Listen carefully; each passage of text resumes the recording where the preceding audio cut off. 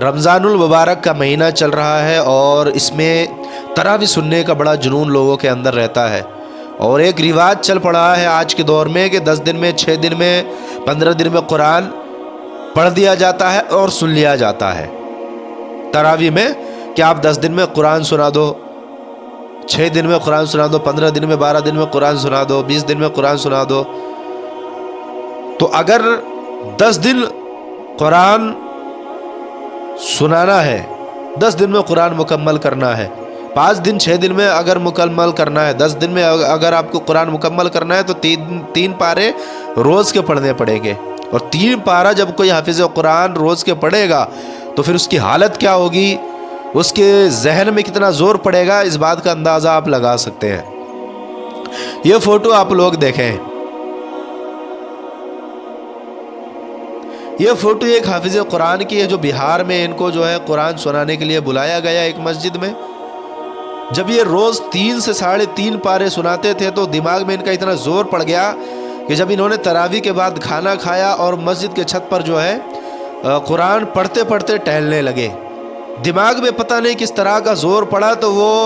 چھت سے وضو خانے میں گرے۔ جب ان کو اسپتال لے جایا گیا تو ان کا انتقال ہو گیا تھا،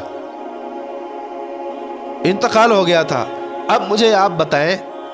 کیا کسی حافظ قرآن کی زندگی 1 لاکھ روپے کی ہوتی ہے؟ کیا 50,000 کی حافظ قرآن کی زندگی ہوتی ہے کہ آپ 1 لاکھ روپے دیں اور بولیں کہ 10 دن میں قرآن سنا دیں؟ تو اپنی زندگی کا اور اپنے گھر پریوار والوں کا خیال کریں۔ یہ 10 دن میں، 20 دن میں قرآن سنا کر کے اپنی زندگی پر زور نہ ڈالیں، اپنے ذہن پر زور نہ ڈالیں، بلکہ 1 مہینہ ملتا ہے، آرام سے اطمینان سے آپ 26 دن میں جو ہے قرآن مکمل کریں، دھیرے دھیرے پڑھیں، 1-1 پارہ آپ سنائیں روز کا، لیکن آرام سے اطمینان سے سنائیں۔ اور سننے والوں سے بھی گزارش ہے کہ بھائی کسی عالم دین کی، کسی حافظ قرآن کی زندگی 1 لاکھ روپے کی، 2 لاکھ روپے کی، 50,000 کی نہیں ہوتی جو آپ ان پر زور ڈالیں کہ آپ 10 دن میں قرآن سنا دو آپ کو 1 لاکھ روپے دیں گے۔